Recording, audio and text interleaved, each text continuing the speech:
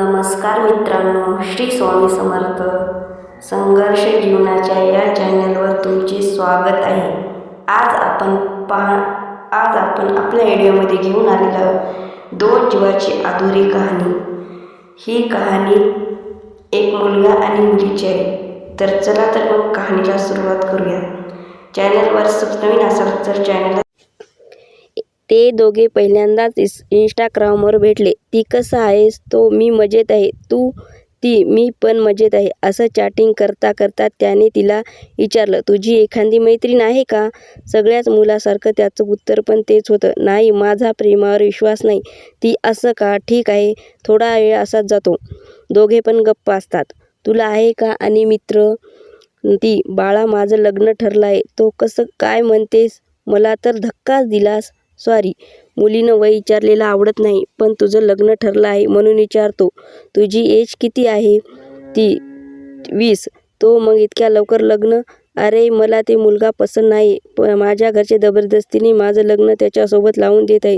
तो, ओ, तू तुझ्या आईबाबांना सांग ना, तुला तो पसंत नाही. ते ऐकतील तुझं. ती, माझ्या आईबाबांना एकदा लग्न ठरवलं आहे आणि आता देव जरी आला तरी ते स्वतःचा शब्द मागे मोडणार नाहीत. ते माझं लग्न लावूनच देतील. तो, मी बोलू का तुझ्या घरच्यांशी? ती, ना, मी कोणत्या मुलासोबत बोलत आहे समजले तर ते माझा जीव घेतील. तो, ओके, मी नाही बोलणार. या बाबांची तिच्याकडून काहीच रिप्लाय येत नाही. तू आहेस ना? बोल ना, प्लीज बोल ना. तू ठीक आहेस ना? No reply. तो, ओके, मी जातोय. Bye, good night, sweet dream, take care. आणि काही मदत लागली तर मला मेसेज कर. माझा कॉल नंबर 9850. रात्री त्याला तिचा ब्लँक मेसेज येतो. तो, कोण आहे? ती, इतक्या विसरलास? मी आहे शोना. तो, बोल ना. सॉरी, मी ओळखलं नाही. मगाशी कुठे गायब झालेली? ती, मला रडायला येत होतं. तो, पागल, रडून काही नाही होत. मी आहे ना आता. सो आजपासून रडायचं नाही. ती, नाही रडणार. पुढे असा त्यांचा कॉन्टॅक्ट वाढत जातो. न त्याच्या मैत्रिणीचं रूपांतर प्रेमात होतं. दोघे एकसाथ जीने बनले की कसमे खाते हे. त्यांचे प्रेम तर वाढत जातं, पण त्या मुलीचं लग्न ठरलेलं असतं आणि ते दोघे एकमेकांशिवाय राहू शकत नाहीत. रोज त्यांचा कॉन्टॅक्ट चालू असतो. असे दिवस जातात आणि त्या मुलीच्या लग्नाची तारीख जवळ येते. ते दोघे एक प्लॅन बनवतात.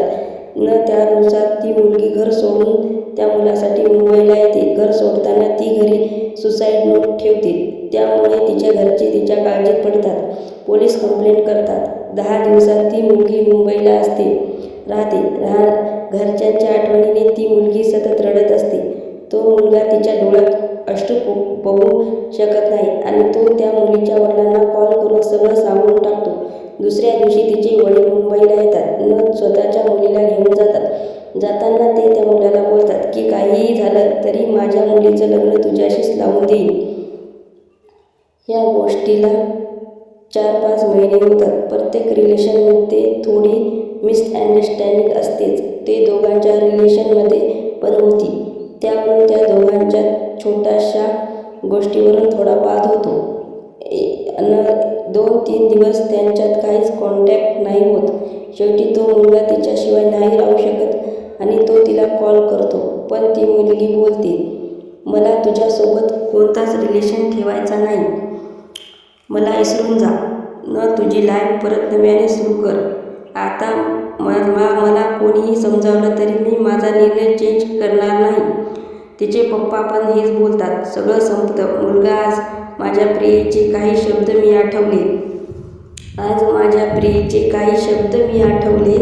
काही शब्द माझ्या मनात घर करून गेले. काही कठीण यातना मनाला झाल्या. पटकन अश्रूंनी थेंब माझ्या डोळ्यात दाटले. आज माझ्या प्रियेचे काही शब्द मी आठवले. प्रेमात तिच्या मी झालो एवढा आंधळा. प्रेमात मिळाला एक वेगळाच धडा. का माझ्या हृदयाशी खेळ असे रचले. पटकन अश्रूचे थेंब माझ्या डोळ्यात दाटले. आज माझ्या प्रियेचे काही शब्द मी आठवले. गैरसमज तिच्या मनात एवढे कसे दाटले. का तिने मन माझे नीट नाही पाहिले. स्वप्नाचे घर माझे काही क्षणात विस्कटले. आज माझ्या डोळ्यात पटकन अश्रूचे थेंब माझ्या डोळ्यात दाटले.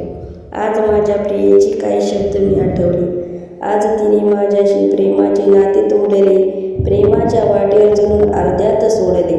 तिच्या आठवणींना काही क्षण मी आत वेचले, पटकन अश्रूचे थेंब माझ्या डोळ्यात दाटले. आज माझ्या प्रियेचे खास शब्द मी आठवले. आज माझ्या प्रियेचे काही शब्द मी आठवले. जिथे राहशील तिथे सुखी राहा आणि पुढे कोणी माझ्यापेक्षा जास्त प्रेम करणारा भेटला तर लग्न कर. तू जगशील तो प्रत्येक क्षण तुझा असेल, पण त्या प्रत्येक क्षणामध्ये माझी आठवण असेल. व्हिडिओ आवडल्यास चॅनलला सबस्क्राईब करा आणि व्हिडिओला लाईक करा.